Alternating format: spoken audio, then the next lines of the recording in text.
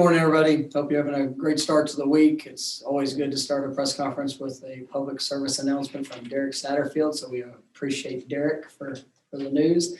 Coming off of Saturday, you're really proud of our guys. Going back and watching the film, you're seeing some of the things that in areas that we're growing just as a football team, and individual side of ball, some of the adjustments that we made throughout the course of the game, and you're really seeing guys, coming off just such a fast start. Where in the first quarter, everything that you wanted to see happen, you guys played within themselves. We had great emotion, excitement, being able to capitalize on opportunities, and there was a great deal of energy. And then when the adversity arose and kind of momentum shifted, we made some mistakes. You had a couple of turnovers, gave up a couple of big plays, in special teams, and defensively, when they became a 7-point game, going into halftime, really trying just to refocus our guys on trusting the fundamentals and just staying true to what they're being asked to do. We had some subtle adjustments, and to see those guys go out there and execute that and truly have that next play mentality, it's been a big focus of ours. And we've seen examples of it throughout the course of the season where we didn't execute that plan as well as we needed to, and to see us go and finish there in the second half was something that was really big for our guys, and just really for the program. I was definitely pleased with the number of guys we were able to play. I was pleased that even with some guys that went down through the course of the game, the way that some of our young players have had to step up, some changing positions, having to line up at multiple spots, just all the things that we're asking them to do, and their continued work and investment is showing up at a high level. And this has been a challenging year in a lot of aspects, but these guys are continuing to work to get better, and we're excited about the opportunity that's in front of us. You'll hear this Saturday, going back on the road to play Wake Forest, who's shown throughout the course of the season, just how capable they are to play at a very, very high level. And they're kind of in the same boat that we've been in, missed multiple weeks. Extremely well coached football team. One that's got some explosive players, and definitely capable in all three phases. And so we're excited about the opportunity and the challenge that's ahead. First question will be Kirk Weiler from Tallahassee Democrat. Hey, Mike, we've seen, I think, 3 ACC teams now come out and say they're not planning on accepting a bowl bid if offered one, just because of how taxing this year has been. I guess, have you discussed with the team? We don't know kind of what the bowl selection process is going to look like this year with everybody eligible, but would FSU, I guess, would you also like to accept a bid? Our focus right now is on this week, and we're trying to take everything one day at a time with this football team and our continued growth. We're excited about the steps that we've seen. It's been a challenging year, just in regards to the emotional and the physical wear and tear that we faced, and a lot of the sacrifice that these kids have had to kind of endure throughout the season. But we're excited to be able to play this game this week. So that's going to be our focus in all aspects of what we're doing, just trying to get better throughout the course of the week and practice and prepare to the best of our ability for Saturday.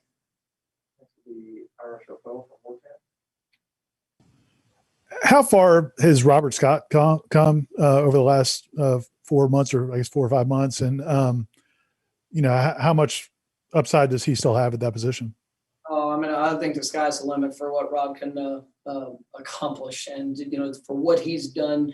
I thought him and Darius both played at a high level there on Saturday against 2 really good defensive ends. The multiple looks that we saw, and just some of the things that he was able to see and adjust to within the course of a play. You can see the growth mentally, the confidence of what he's playing with. I think he's with each game, and really just each rep that he gets, he absorbs it all. And then there's still some physical things that he's going to continue to get bigger, stronger, faster. But the confidence of what he shows is I think going to be pretty special. And he was a guy that we signed in the late signing period last year. Was a priority when we got here, and for him to be able to come in and to start, the majority of our games as a true freshman, and the growth that he's shown, I absolutely believe the sky's the limit for him. And he's going to be not only a great player, but I think he'll be a great leader with what we're doing, because he brings the right mindset and approach to everything that he does.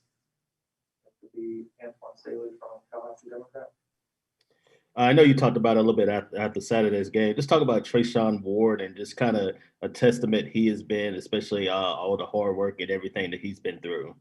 That's those are the stories that are great to share, because Treshaun is he's a walk-on within our program, has come in and had to sacrifice in a lot of different ways to be able to provide himself this opportunity, and whether it was given a look on scout team, the continued development that he's had. He's always brings the right mindset and approach. And I think we actually shared this with the team yesterday.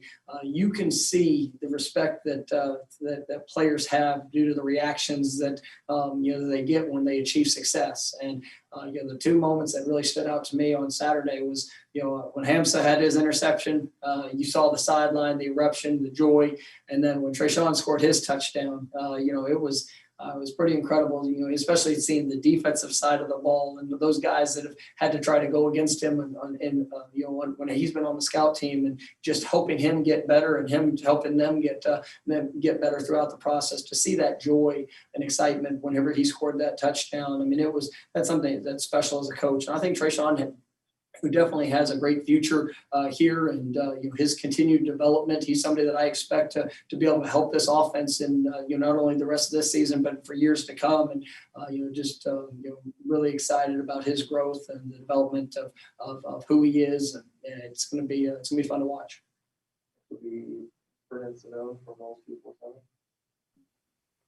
Hi, Mike. It was obviously a scary moment when Fabian Lovett went down on Saturday. Do you have an update on his status, how he's doing?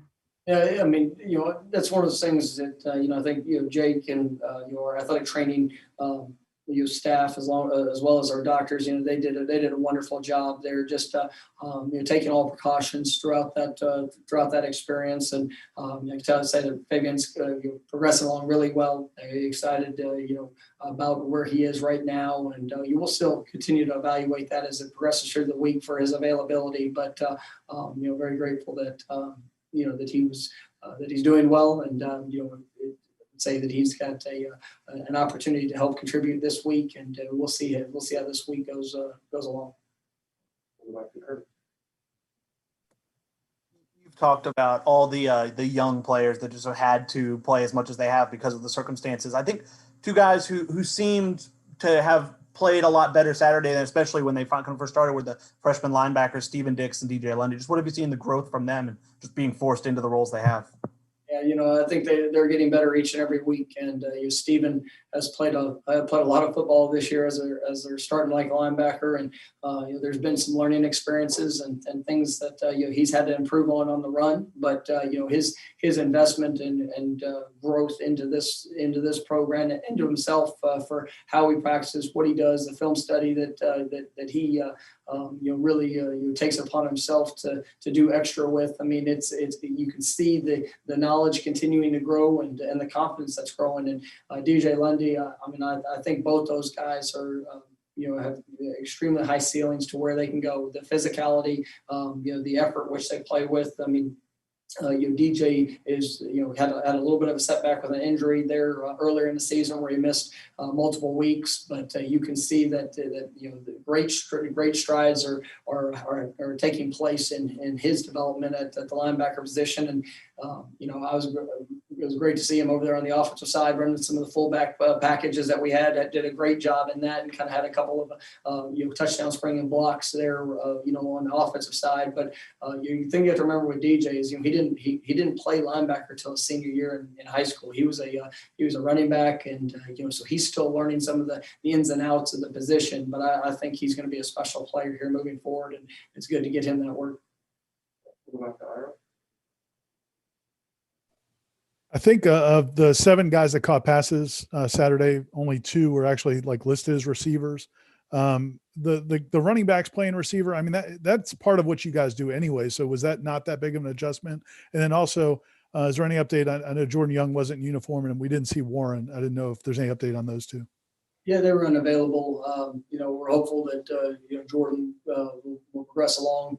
As we get going this week. I know he did more yesterday than what he has, so we'll see where that's at. But the versatility of our running back position is something that we take pride in, and being able to put those guys in a lot of different places to be able to impact the game. I mean, it got pushed to an all-time extreme there on Saturday. There's one time looked out as either 3 or 4 backs on the field at the same time, all at different positions. But it also shows to the investment that those guys are making, and and understanding the big picture approach. Wanting to have an opportunity to impact this football team by any means necessary, and excited about what they were able to put on display. And it's going to be something that we're going to have to continue to push, especially down the stretch.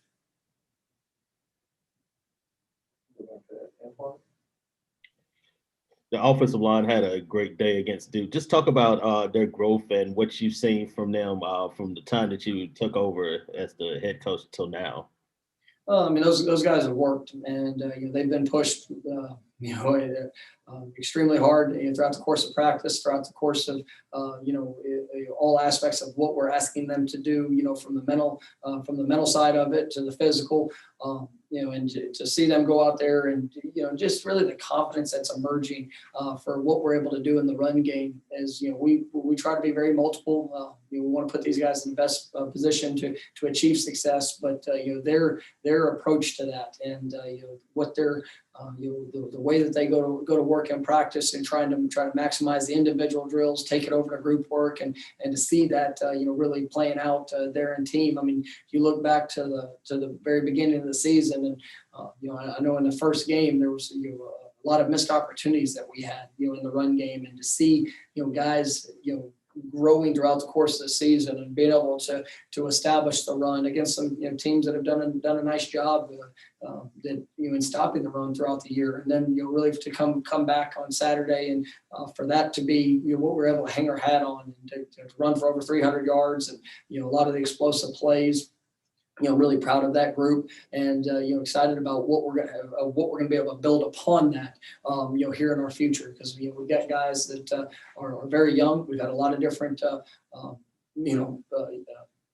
combinations. You even had a different combination here this week with Maurice's unavailability, and with Bavion going to center, it provided new opportunities. And those guys, they really are doing a nice job of working together and executed really well. Back to Brenda. Kind of going off that, Mike, the left side of the line with Darius and Dante, the growth that those guys have made since the start of the season. I know they both have had a lot of different types of obstacles. What does it say about them that they're progressing as much as they have in the course of a year? Yeah, it's all about the work, and when they're investing in the work, they're believing in what they're being asked to do, and I thought Darius played extremely well. I mean, he did some things naturally in the course of the game, just off of pure reaction, trusting his eyes, having an understanding of what we're asking him to do conceptually, and played fast in doing that. So I was really proud of him. He's kind of like Rob. He came off of an injury his freshman year, true freshman year, had the off season of rehabilitation, really missed out a lot of time in that weight room.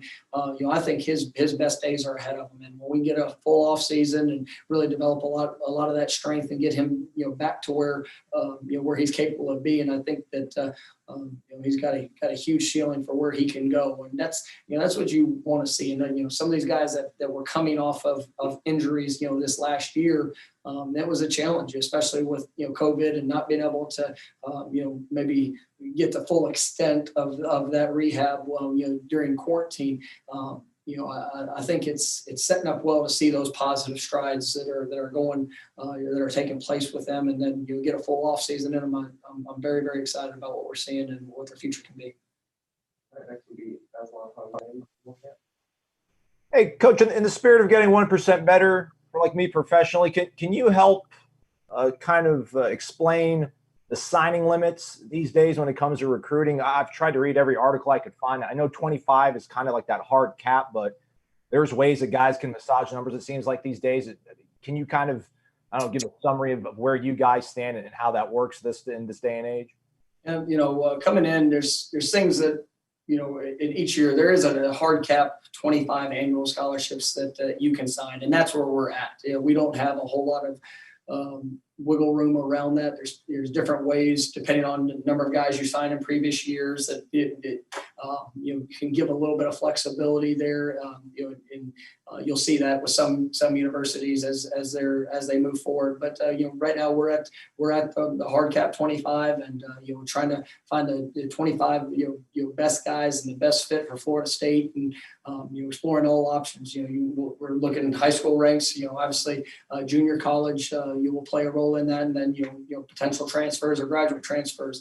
Just trying to put together the best fit for the needs that we have now, and then also for what we're building here in the future. But that's kind of how all that's going to work together. And the thing I'm excited about is you're seeing the development of our walk-on program, and guys that have come in as walk-ons that will have an opportunity to after a year to be able to earn scholarships, or earn that reward for the jobs that they've done. And those don't count after a year. Those don't count to your 25. Obviously, it all has to stay within your 85, but those are just some of the different factors. And we'll continue to always explore to find the best potential walk-ons that can impact our program, that we're going to help continue to build here moving forward.